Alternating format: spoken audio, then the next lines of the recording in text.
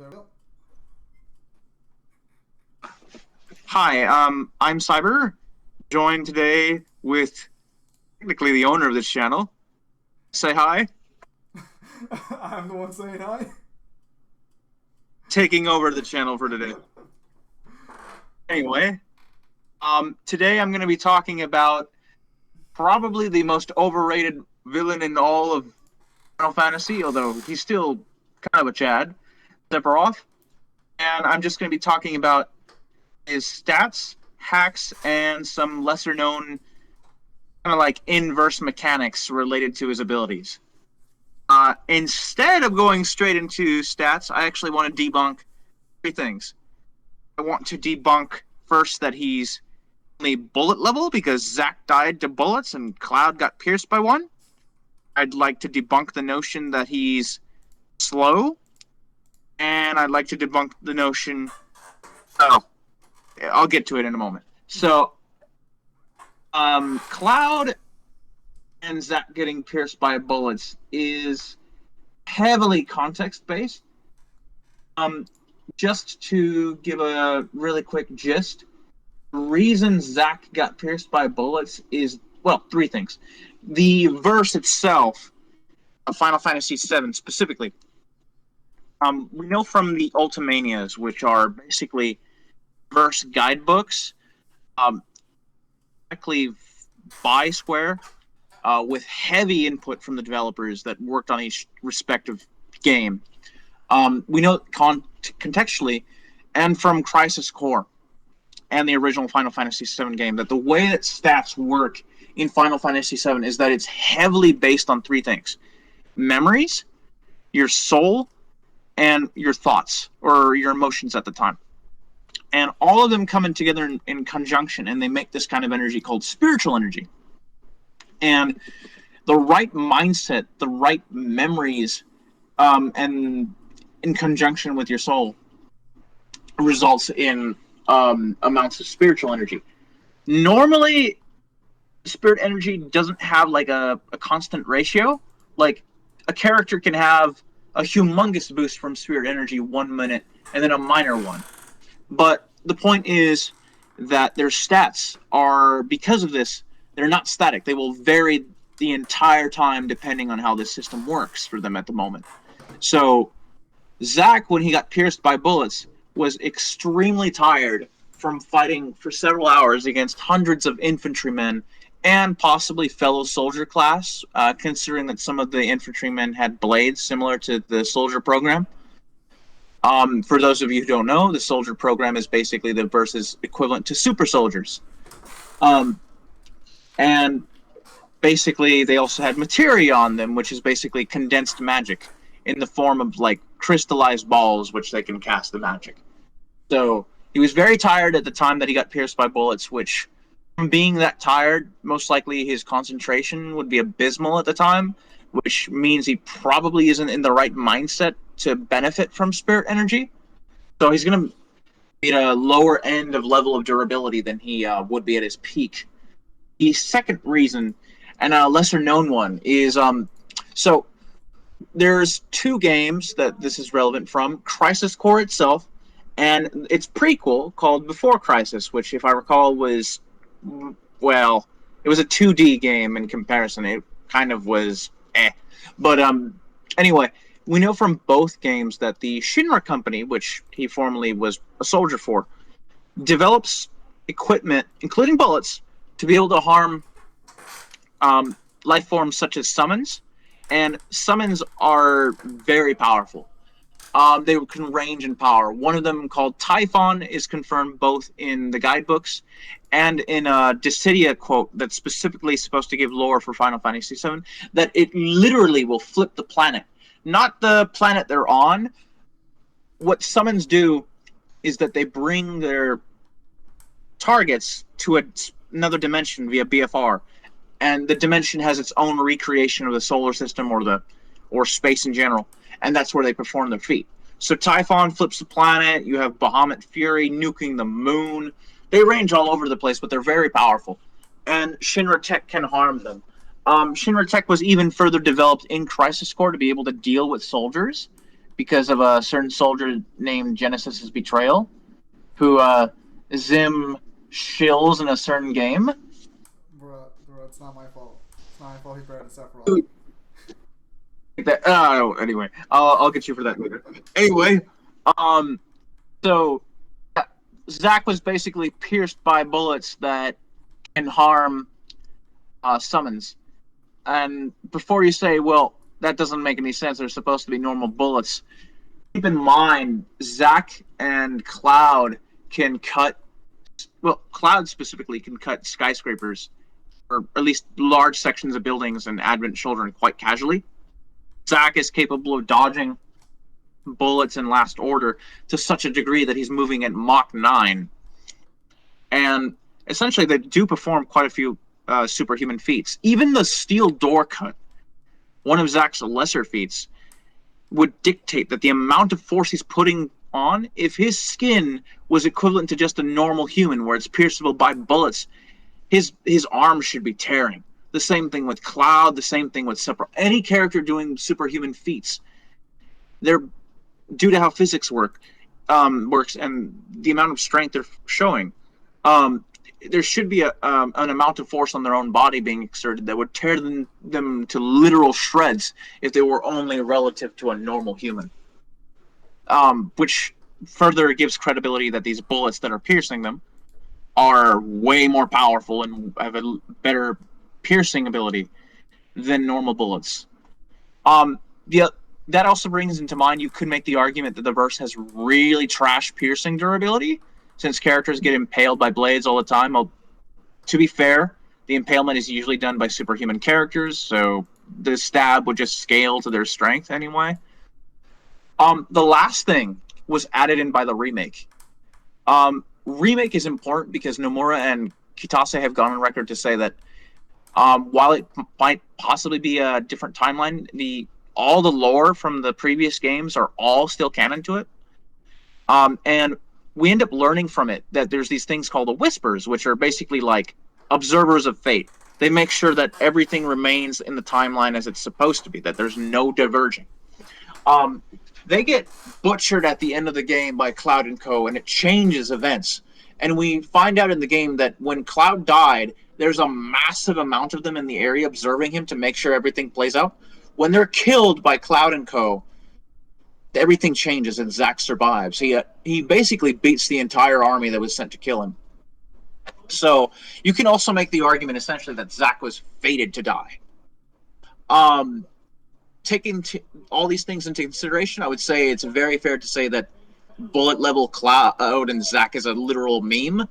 As for Cloud getting pierced by a bullet in Advent Children, keep in mind that all the equipment used by Sephiroth's remnants are literally made from their essence. And we know this because when they show up on screen, there's a scene of them forming their clothing and their weaponry from what seems to be like goo coming out of their own body or like black essence. So it would just scale to their own power since they're literally launching their own essence at him in a form of a bullet, but nonetheless it's their essence. And again, that can come also back to very shit piercing durability for the verse if you want to go down that route as well. Okay, so the second thing is Sephiroth's speed. I know there's many people who have contention with basically Final Fantasy VII characters being faster than bullet timing because they get hit by bullets. Going into the thing again that before Crisis and Crisis Core establishes that those guns are powerful and can tag summons. I personally feel that it's not too crazy to assume that the guns are nowhere near like the muzzle velocity, for example, of normal guns. But more importantly, they have feats above being pierced by bullets. Cloud has multiple bullet timing reaction feats in Advent Children. Zack has a few. He has the casual Mach 9 one from Last Order as well. There's a bullet feat for Barrett where if you take the scene literally, his bullet literally gets Mach 43 from being launched from his gun. There's plenty of feats from summons that are pretty fast. But then, of course, that gets into light stuff. So to start, Cloud reacts to what's called a beam of light from Rufus's energy guns in the remake. The Ultimania calls it a beam of light. And the move that he uses with it is called Bright Lights. And what it does is he shoots a beam of, like a laser from his guns into a coin, and the coin reflects it, showing that the laser has reflective properties. And then it heads by Cloud, and Cloud is able to dodge the beam before it hits him. I've had a calc done for that, and it gets about sub-relativistic. Getting higher than that, Dissidia says that Sephiroth has light speed movement. And this is referring to like Sephiroth in general, not like an amped version or whatever you buy for Dissidia itself. There's, of course, there's the 3 best feats in the entire verse. There's Bahamut Fury's travel speed feat, which, depending on what you buy, can range from Mach 1000 to around Mach 1500, all the way to about a few million times the speed of light. Wait. How do you get such a big discrepancy with the feet? Because, so 1,200 and 1,500 is from assuming that the planet he starts at is Neptune, based on it being kind of a bluish planet, but it doesn't look anything like Uranus. The other issue, though, is that you can make an argument based off of like the sun position and apparently a star or some form of light near that planet that it doesn't line up with our own sun. So he could have started in another solar system. If that's the case, that bumps it to several million, or at least a few million times the speed of light. Okay. But it was The still based on speed reason, of light regardless, though, right? yeah, the reason why Sephiroth or any character would scale to this travel speed feat is, this brings up an interesting question, and this applies to most travel speed feats. If Bahamut is even in a straight line, because you could make the argument he's accelerating in space, this would not necessarily be his normal flight speed on Earth because he has no forces of the planet going on him, preventing him from accelerating. But that's not the thing. That the point is he's capable of reacting to himself to slow himself down or stop or turn around, make a cycle around. Um, think of it like this: if you're traveling at this speed in space, it would almost be the equivalent of, let's say you're going to Earth, right, and you're going at several times the thousands, like times the speed of light. It would also almost be like having a projectile at you at that speed. You have to be able to react to it, or you're going to crash into it. Bahamut is not only able to stop his speed, also able to basically move. Even if you argue he's not necessarily that fast, his rods from his back are able to make it from like a good like section of the Earth away from the moon to the moon itself in like a second or two, which have seen it massively hypersonic to Subrel, and Zack can react to those in combat, and Sephiroth directly scales to Zack in speed. In fact, he might be even faster than him at that point. But yeah, it should scale to Bahamut's own reactions. And it would be weird to assume that like Bahamut can't move his fist relative, because if that was the case, it would take a ridiculous amount of time for Bahamut to move any piece of his body in relative to the amount of time he can basically think. And Zack does scale to Bahamut in at least combat speed directly. You can make the argument that Bahamut Fury was stationary during their fight. It is stated in the Crisis Core game guide by Brady Games that he is stationary, though I'm not sure how much I would take those guides. They don't have the input from the Ultimania. They also don't have the like, for example, DMC, its game guides has explicit knowledge that they have like heavy input from the developers, even though it's a third-party game guide. Like DMC 1's game guide had Kamiya give input, and all other game guides were explicitly written by the same guy who had contact with Capcom, talk directly to the team. So this is not a scenario here where it would be the same thing. More importantly, though, you know from Advent Children that the summons do move fast, including Bahamut's, or at least they do fly around when fighting. So it's most likely just gameplay mechanics that Bahamut Fury is remaining stationary. Speaking of Advent Children, before I get to the last 2 speed feats, people like to use Advent Children to say that these characters are not that fast because they don't seem to be going that fast. The issue with that is there's actually a statement from the animation directors from Advent Children where they basically were forced to make everyone seem to be going around the same speed in order to, well, have the film work. Like to further prove this point, they're like the fight between Sephiroth and Cloud at the end of the film. Originally, it was supposed to be way faster with like the rubble coming down from buildings being like extremely slow motion. They just couldn't do it properly, so they had to go with what they got. So basically, what I'm saying is that they had budget limitations and limitations with technology, and just trying to sell. Like if they're moving so fast that the viewer can't see, that's not going to necessarily be entertaining. So So it's they kind don't of have a like multitude. it's kind of like the God of War director statement saying that they do things in gameplay so fans can actually like see and enjoy with Kratos. Because like there's just some concessions you have to make with the mechanics and technology. Yeah, there's a lot of even a film you have to make concessions, especially a film like Advent Children was. Um, so yeah, I feel like using the film and trying to say that these characters are slow is kind of disingenuous given these statements. Um, One probably would ask, well, if Cloud and Zack are supposed to be comparable to Bahamut Fury, or they have these light timing feats, why do they need motorcycles or cars to get around? And well, look, I can drive a car, and I can react to cars coming along the side of the road, or if I have to stop really quick, I can react, right? But if I'm going 80 miles an hour or 100 miles an hour, and I still manage to make a split reaction, right? Can I still achieve the same amount of speed when running? I personally can't. I'm hell slow. So travel speed doesn't necessarily scale to basically like Combat speed. it, well, yeah, like it scales to reactions in essence. Like taking Bahamut Fury again, his travel speed, given the whole thing that he has to react, right, Yeah. can scale to his reactions. But it doesn't work the other way around. Reactions do not explicitly scale to travel speed. They never do. Well, they can potentially. Let's say a character dodges a projectile and they travel, I don't know. Let's say they do it while like reacting to it. Let's say they travel some ridiculous distance, like a mile.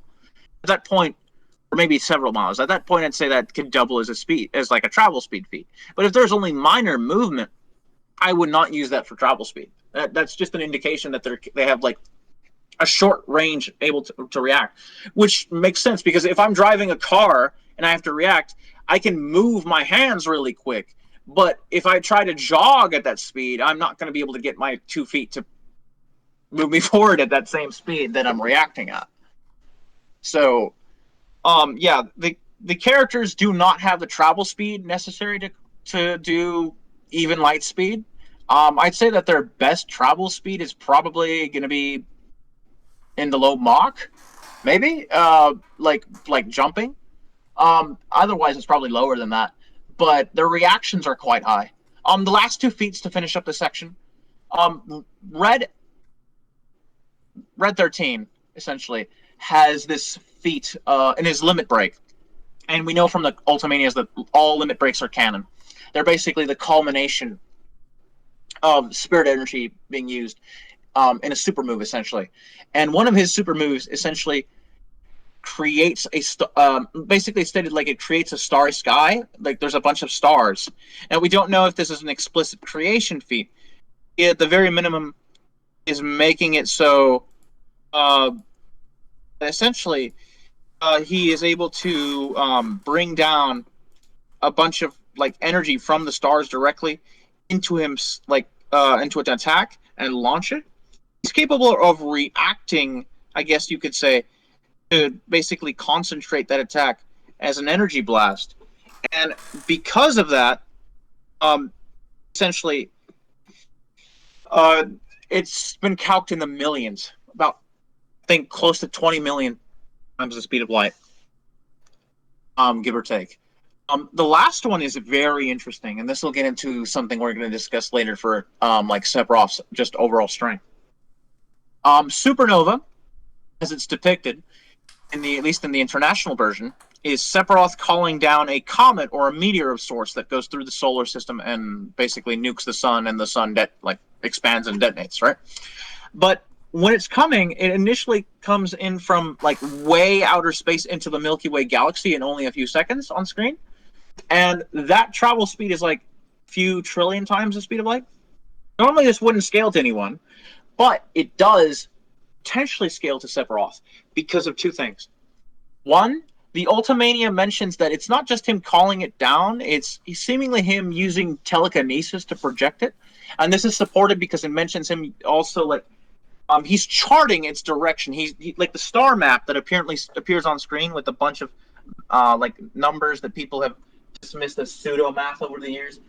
It's not actually that. It's a legitimate calc that is on screen to determine like the distance to the sun, to the Earth, a bunch of factors for what culminates in supernova. So Sephiroth is essentially moving it with TK and also reacting in time in order to chart its movement throughout the solar system. Wait, those numbers and shit that appear even in the Dissidia version, is that supposed to be actual math? Every version, Dissidia, I think it's also in World of Final Fantasy. It's a legitimate calc. That's weird. Hey, it goes to show that even years ago, Square knew what they were doing. So yeah, Sephiroth is able to react to his meteor in mid-movement while being able to essentially chart it. He's also, you could also argue that other characters would scale if his TK is the thing that's pushing it, right? His TK speed, telekinesis speed, would be relative, and in Advent Children, character is able to react to, at least Cloud is, to his TK. So one might make the argument, well, he uses, I'll get into the validity of Supernova in a moment, but one might make the argument he does it in his safer form and he's in his base state, seemingly, in Advent Children. There's actually a statement from Kitase where Sephiroth in Advent Children was basically supposed to be the strongest version, which would just mean he would scale regardless. With all that in mind, and that we've charted his speed, it's time to talk about his power. So, just going with like his most probably known well, at least if you've played Crisis Core or you've seen any of his cinematics, he cuts a giant Mako cannon clean through with either a projectile from his blade or just the air pressure, depending on how you interpret it. And normally seeing people dismiss this saying it's a simulation. But we know from other material that the simulations in basically the simulation room are comparable to real life. In fact, soldiers use the simulation room to basically train all the time, and it can kill you if you're not prepared. So the simulations in there, like a construct in there, would be as durable as it is in their normal world. And feat, though, is extremely fodder in comparison to where the characters can scale. Like just the lowest end thing, he scales to above Cloud, like early, or at least like mid-game Final Fantasy VII Cloud, and like the main cast, and they're capable of repeatedly fighting manifestations of Jenova, and Jenova herself basically, well, Jenova's, I guess gender is technically unknown. She's just considered female by the verse, but essentially she survived the initial impact on the planet in the northern crater, which has been calced into the multi-continental range. So basically, Cloud and Co are capable of harming, basically like a cellular structure, Genova's manifestations that can tank that amount of damage, and it's consistent with summon scaling. So, Crisis Core and before Crisis and Ultimanias established that soldiers canonically scale to summon, at least to Ifrit.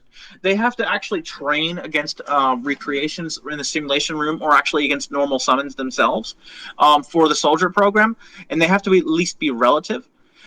Yuffie also seems to have given us a possibility in Crisis Core that materia for summons will not properly work as they're intended if you can't handle the power from them. So, meaning that you might have to also be relative to a summon to use that. And in Remake, Cloud and Co can fight Shiva and quite a few other powerful ones. Ifrit has two statements across Dissidia giving lore that it can basically destroy the world in the essence of turning it to ash. If you go with the visualization that Crisis Core gives, it seems to be more so turning the surface of the world, like literally nuking the surface of the planet, which is basically multi-continental. And we know that Shiva is capable of freezing basically a quote-unquote wound in the planet, which remake seems to imply was like the northern continent, like the northern crater. She might have like continental levels of like ability to freeze something, and Cloud and Co scale to that. Like one might have issues with them being that powerful because like struggling to cut a door that was metallic, or characters being threatened by animals in Final Fantasy VII. All those really have explanations. The door itself was meant for massive security. Keep in mind, right? If Shinra is capable of making tech that can harm these summons that are multi-continental in power, and durability, then I don't think it's absurd to think that a door would be, especially meant to hide secrets, would be difficult to get through. As for animals and stuff, that one's a little harder to explain, but it's actually pretty easy. So, what I mentioned earlier about spirit energy, right? Cloud and Co throughout Final Fantasy VII, all of the members are going through some sort of depressive thing, except maybe Sid. Like the entire cast is plagued by different things, like basically like Vincent is a whole case of depression, and Cloud is like depression itself in Final Fantasy VII, at least original and Advent, which would be affecting their emotions, which would be affecting their spiritual energy output. More importantly, animals and summons as well, just like humans, are capable of access, like having spirit energy within their own bodies. It's spirit energy is something that all life forms have, as they're all derivative of the life stream inside of the planet. So everything has spirit energy. With that in mind, right? Animals even could benefit from the system giving them a massive amp. As ridiculous as that sounds, it's just something that Nomura, Kitase, and the development team for all the games have canonized and have repeatedly made clear in the Ultimania guys as being a thing in verse. And it's not necessarily contradicted either. So we have basically, even before he joined one with the live stream, we have Sephiroth pretty easily scaling above multi-continental with all of this. And then once he became one with the live stream, he became far more powerful. But before we get to that, there's Bahamut Fury. So Zack beat Bahamut Fury, as I mentioned earlier. It nukes the moon, which basically like showing that it's turning into like the crust of it is turning molten. Its heat being produced, and I've seen calcs from this being as low as like planet. It can get to all the way up to dwarf star. It's very impressive. Same thing. Zack gets absolutely mollywopped by Sephiroth before he joined with the live stream, so he would scale. The most interesting thing, though, to come out recently was Before Crisis seems to confirm that the realms that the summons BFR their target to when they want to attack them are made by the summons, and more importantly, they sustain their very existence. If a summon is defeated, their realm disappears, and if they're killed permanently, the realm also is destroyed. This is taken into account. Comet Fury's realm is multi-solar in size, as it has countless stars with visible. So you could easily also argue that Sephiroth's own attack potency is in that level. One might ask, why isn't Sephiroth destroying everything then if he's that powerful? And that comes down to the principle of attack potency. Attack potency does not necessarily mean your destructive capacity. I will easily admit, destructive capacity of the main cast of Final Fantasy VII on summons is not that impressive. But given that spirit energy directly empowers their body and can also empower weapons, by the way, it's actually established that like even weapons such as like a stun baton used in the remake have like minor spirit energy lacement. And Barrett is stated to basically channel spirit energy in his gun for his limit breaks. We know that equipment can also be. So if spirit energy can be concentrated in a singular spot for its attack, I don't think it's too crazy to assume, well, not even assume, but just establish that there's a limited area of effect and they're not trying to destroy the planet. Sephiroth himself also initially didn't want to destroy the planet.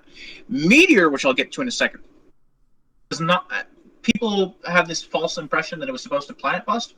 It's not supposed to planet bust. It's supposed to create a decently sized wound on the planet for Sephiroth's goal, which I'll get into in a second. So, after he beat Zack, he was seemingly defeated by Cloud, and people take this as a huge anti-feat, although one of the Ultimanias confirms that basically Cloud had a humongous boost of emotions in this moment, more so than anything before then. So he just had a massive amp of spirit energy, which is what allowed him to wound him. Also, there was basically a materia on the Buster Sword at that moment, meant for backstab at that moment. So it's a combination of basically the usage of that materia. Wait, is that actually canon? Yes.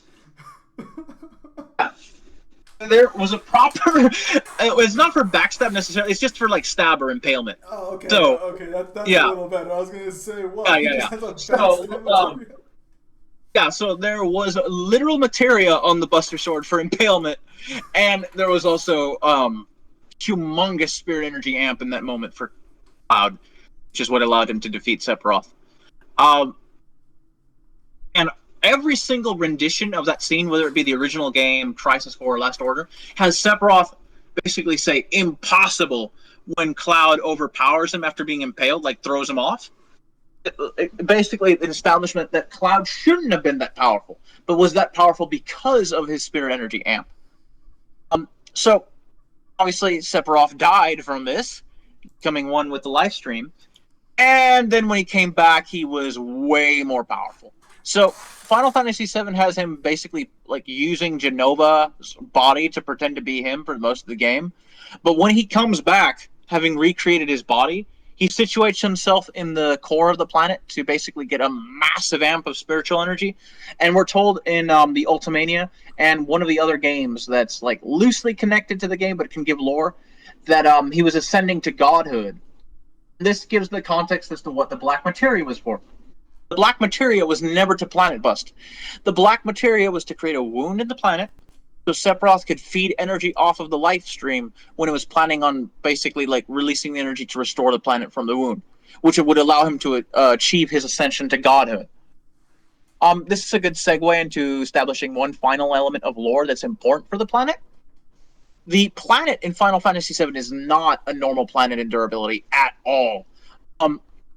The live stream is stated by Barrett and Sid in one of the canon novels after the Sephiroth fight, which includes Supernova, that it has more energy in it, just from the small amount of energy that it released to help Aerith stop Meteor, who was using Holy.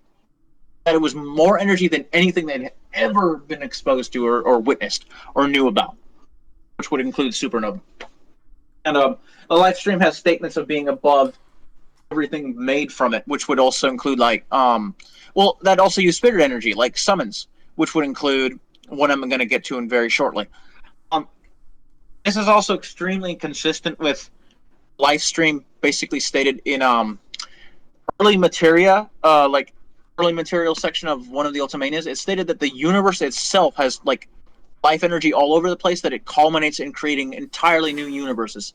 It basically birth a small egg of energy that'll basically go big bang in another dimension, creating a new universe. So spirit energy and the live stream itself is crazy. Meteor is depicted inconsistently in size in the game. At one point it can look like a city size, and the other it seems to like be the size of the planet. But like Meteor itself has better attack potency than Supernova, and I'll get to that because it's stated to be the ultimate destructive magic consistently. It actually has a special property to it that it's basically brings a small little meteor or planetoid to like the black materia does, and it targets planets that have life stream in it. So it's literally a planet killer designed to deal with the life stream. That's why it's so dangerous. The same thing for Holy. Holy is also like considered the ultimate magic equivalent in power to basically the meteor from the black materia. So getting into Supernova. So into his ascension into godhood, Sephiroth gains this ability called Supernova, which has been debated over the years. And people like to say it's an illusion because it causes some mental effects statuses in game and it can't kill you. This ignores a mountain of things. First of all, the international version is basically like the redone version of the original Japanese version. In the original Japanese version, Supernova could kill you, depending on your health level. So we know that at least the original could kill you. Second, we know from several Ultimanias, not just one. We know it from Crisis Core, from the like the original 7, the revised version, and the 10th year anniversary. Supernova is stated to literally destroy planets in another dimension. So what Sephiroth does is he does the same thing that summons do. He BFRs you into another dimension that has a rendition of the solar system and the galaxy and whatnot. And he uses his TK to bring down a meteor that casually planet busts, and then it hits the sun, and then it expands out and destroys the solar system. Dissidia goes one step further and says not only does it destroy the solar system, it destroys the entire dimensional space, which you might think, wait, that's kind of crazy. It's an expanding sun. Well, it might have to do with the comet itself, because a comet, even ramming sun as it did, the sun would not normally detonate. So it has to be something of the property of the comet that did that. So because of that, it might be viable. We know that like when it stretches out, there's like a breaking spatial effect, which is similar to like the summon effect, and it might entail that the Dissidia is correct, that the dimension itself was destroyed. If you take that into account, the feat would be bumped up from solar system all the way to galaxy, because there is a rendition of the Milky Way galaxy, like a literal copy of it in the dimension. Beyond that, Sephiroth scales to Knights of the Round because there's actually an AI script in game. Knights of the Round is only registered to being used if it's used on him, Genova. There's a unique thing that will play out that if you use it on Genova, say for Sephiroth gets more health. We also know from one of the Ultimanias that Cloud canonically gained it. As mentioned earlier from the Yuffie example, Cloud probably has to scale to Knights at that point anyway in order to properly use it. So it was still Sephiroth would still scale regardless via scaling to Cloud.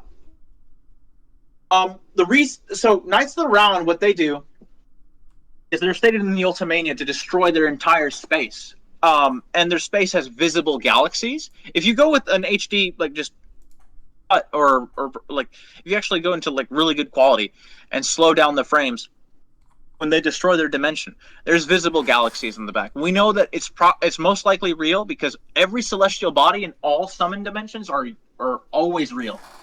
Whether it be Typhon flipping the planet within it, the stars in the background with Bahamut Fury or it nuking the moon, celestial bodies are real. And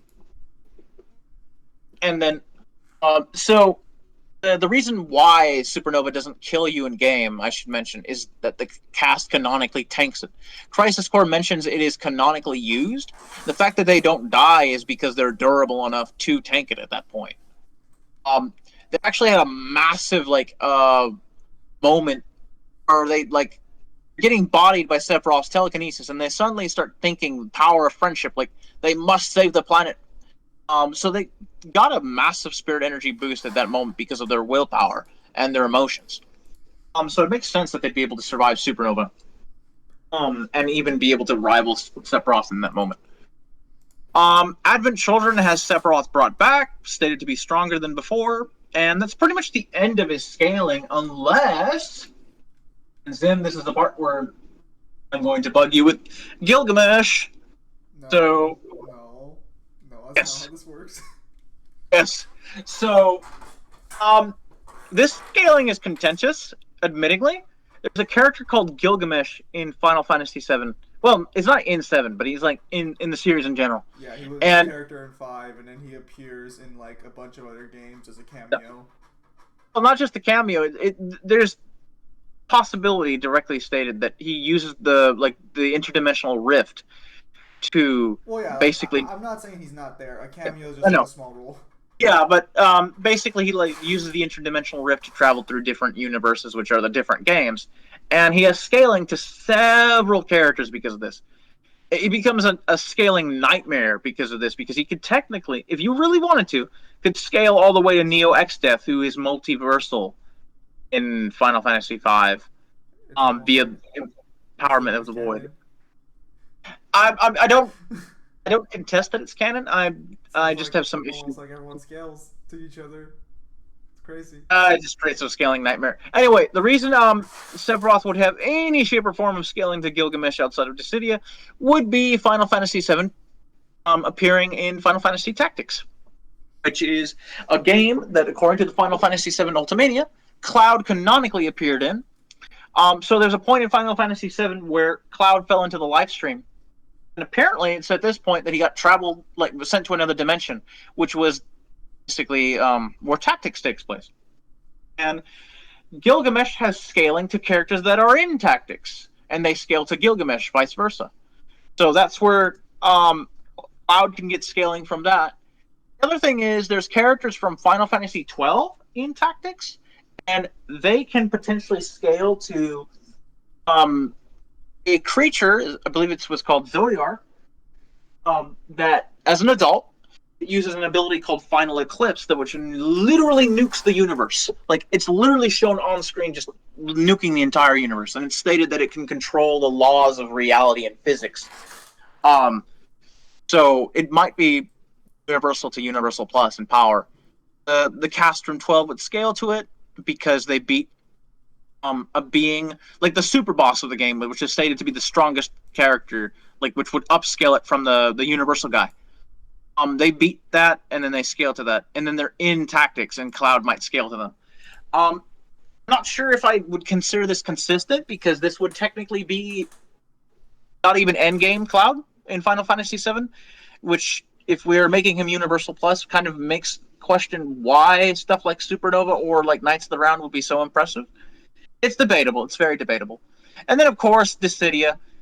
There are arguments for Dissidia being canon and non-canon. There are statements from one of the developers that it's not canon, but to be fair, it's credited only as a special thanks, and that's it.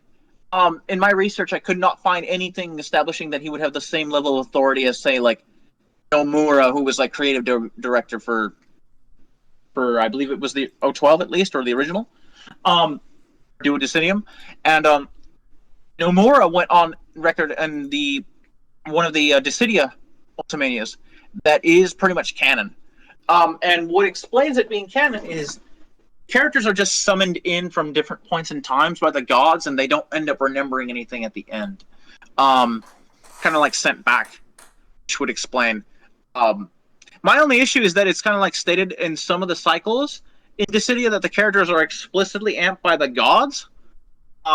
Jet even has a statement that he was made like he was given dark power to be an agent of chaos or to be a warrior of chaos. So it's very possible that even like Sephiroth would have been amped in the game.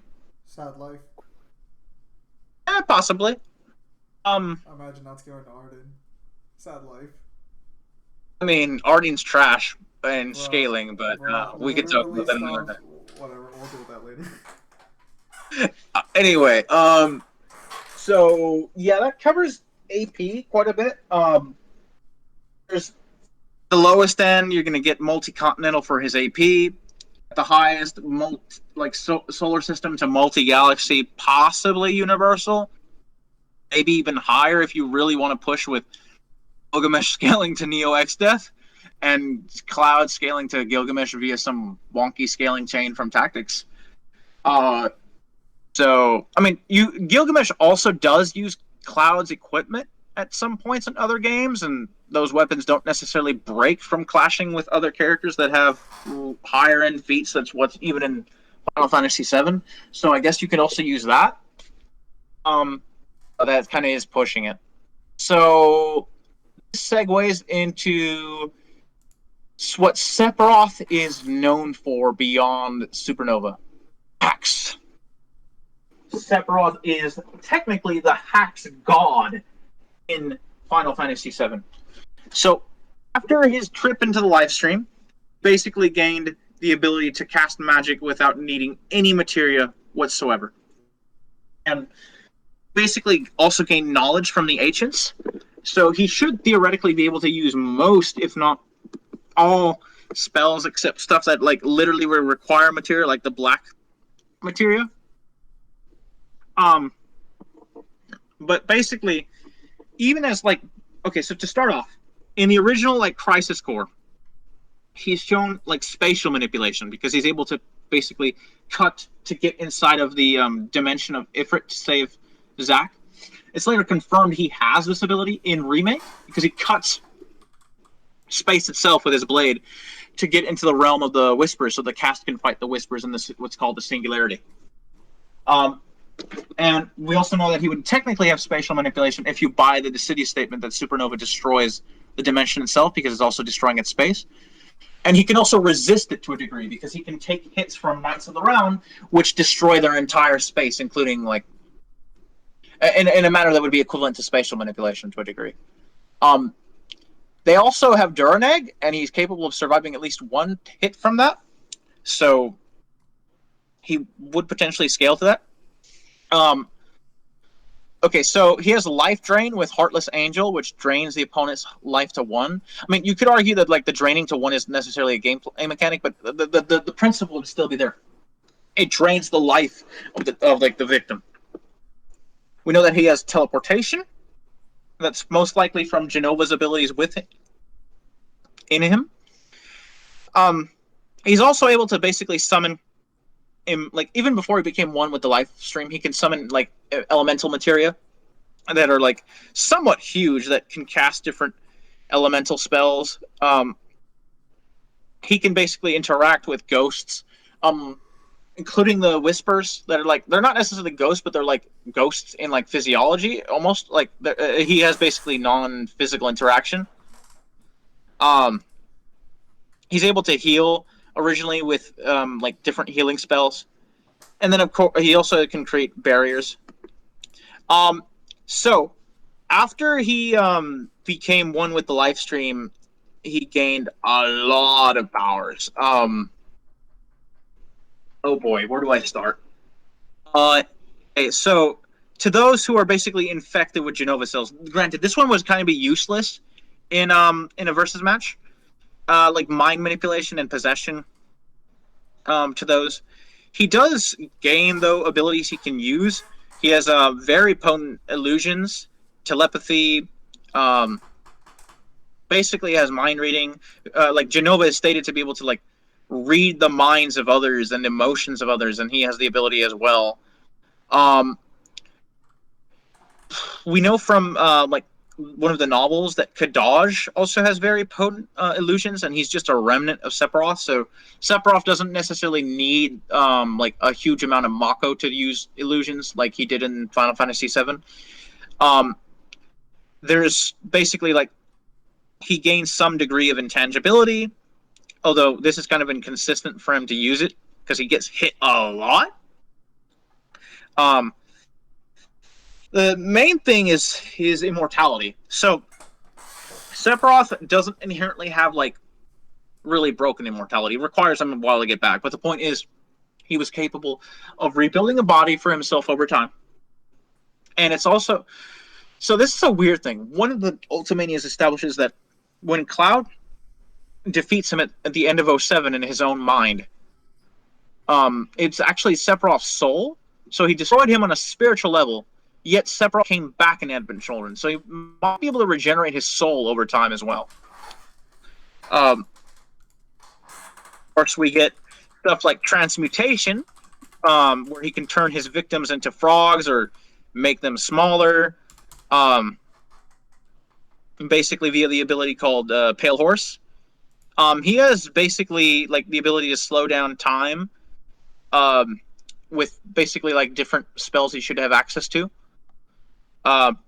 He can affect time differently a few different ways. There's also like a materia that would technically stop time. He should theoretically have access to that. He might have, well, considering he can absorb energy from the live stream, he might just have it like in general energy absorption. Obviously after like becoming one with the live stream, he no longer needs materia for elemental spells. He can just cast them. he has an ability that like okay, so he has a lot of ways he can do power null. Dispel would be the best way. Basically, like just remove all like amplifications or debuffs. Um, he also would basically gain death manipulation from an ability called Death Sentence. Although, granted, the problem with Death Sentence is that it has like a countdown on it. If you're able to basically harm him sufficiently or kill him before the countdown is done, um, basically you can stop it. He can petrify his opponent with a spell called Break. Sleep manipulation with basically one of the sleep spells. Okay, this one's weird.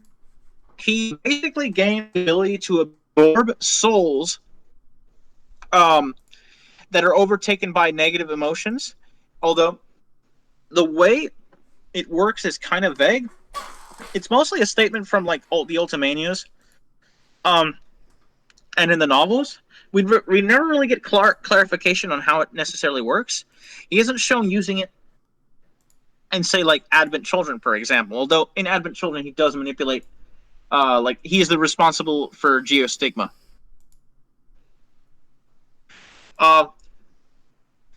So the other thing is he can control like a thing called a negative live stream, which he's responsible for existing. And he has quite a few resistances actually. Like he can resist basically like mind manipulation and memory manipulation because his will was strong enough to prevent his mind from being destroyed by the live stream. The live stream has information equivalent of every being that has ever lived that has joined into it.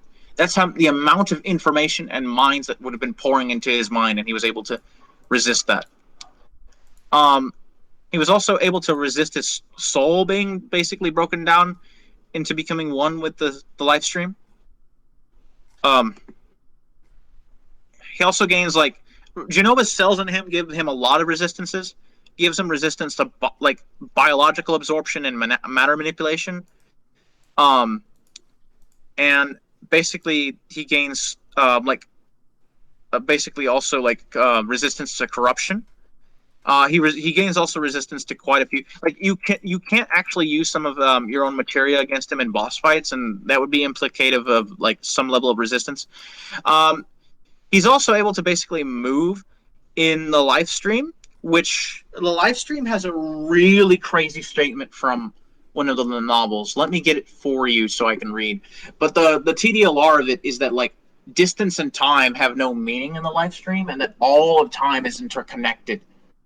In fact, I'll just summarize it. Yeah, basically, like distance and time have no meaning in the live stream. All of time is interconnected across like space and time, at least for the planet within the live stream.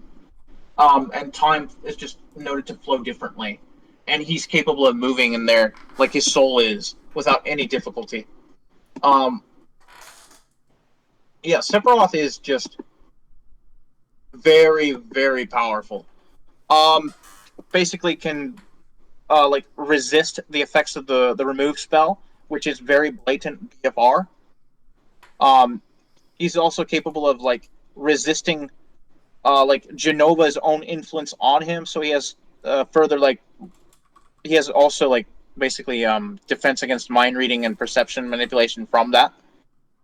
And then Advent Children basically adds on he's capable of resisting basically like petrification and like transmutation spells.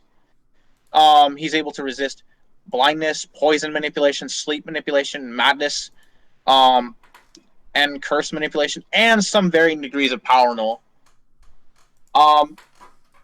And basically, he also gains since he doesn't have like a normal body anymore. He also gains like a resistance to biological manipulation and disease. He's also able to rip off pieces of his soul because those pieces became like Kadaj, Yazoo, and Laws. So I'm not sure how useful that would be in a fight. Potentially, he could be able to create other versions of himself fight to help him against his opponents. Last thing is remake. He absorbed what seems to be Meteor itself because they go to the world of the Whispers, and it's stated in the Ultimania for remake that that place will create an ideal world of the person who enters it, and it creates Sephiroth's ideal world, which is world destroyed by Meteor. Meteor shows up, he absorbs it in a ton of Whispers, and he can now control them and use them to fight. They give him the ability to use Divine Proclamation, which seemingly creates like a small meteor. Um, it might be similar to something though, because it's stated in Crisis Core that he had Supernova back then, but it's probably just not as potent as what he does with Saber Sephiroth. I've always interpreted it as being like what he could do years ago as like what happens in World of Final Fantasy, where he summons just a small meteorite, which I think would make sense. Yeah. Um, also probably gives him the abilities of the Whispers, which is basically just fate manipulation. They can like revive the dead or like make sure that events occur as they're supposed to, because it's stated in game that they literally like dictate fate. Um, so he would also possibly have a control of that. He also has seemingly the ability to time travel, because it's also heavily implied that the one in remake is Advent Children Sephiroth, because there's these 3 Whispers you can kill that have names, and they're stated in the Ultimania to be Yazoo, Kadaj, and Laws, somehow from the future having come into the past to make sure that basically like events go as they're supposed to. All right. Well, that's way too hot. I don't know how that happened. Because of that, and this is pretty hot too. Anyway, yeah, that's to wrap this up. That's pretty much all of his abilities. You could argue one more thing, and this one is kind of contentious. So, to up the last part, the thing I've already stated about like how far out the live stream reaches out for like the entire universe according to the Ultimania, and like how the live stream works, where it's like divorced of like it has like different meaning of time and space, like distance and whatnot, and the whole time is connected. So the thing for this is, it's possible that magic in Final Fantasy is possibly 4D, depending on what your definition of 4D is. Like, I know that some communities accept like stuff like this as being viable for higher dimensional. So with that, I'll explain the argument.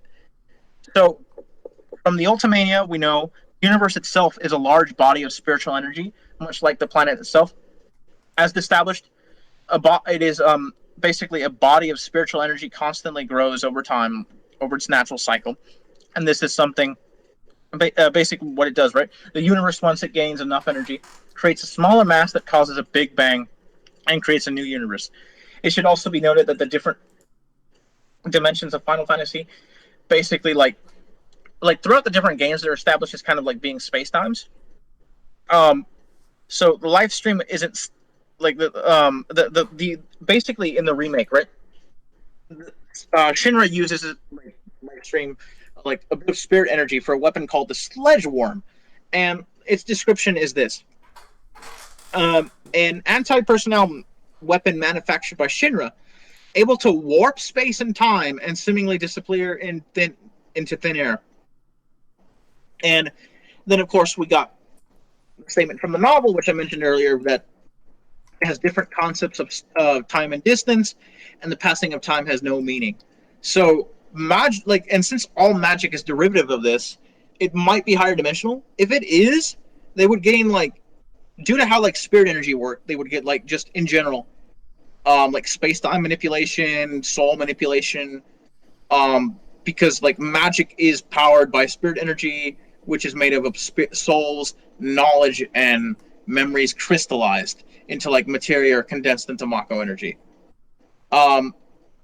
So, and Sephiroth also might be able to resist fate manipulation, since the Whispers really couldn't affect him, and now he controls them. So yeah, those are the more controversial arguments.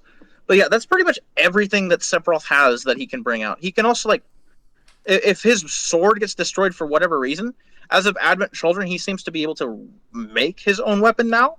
So that probably isn't something that could uh, stop him.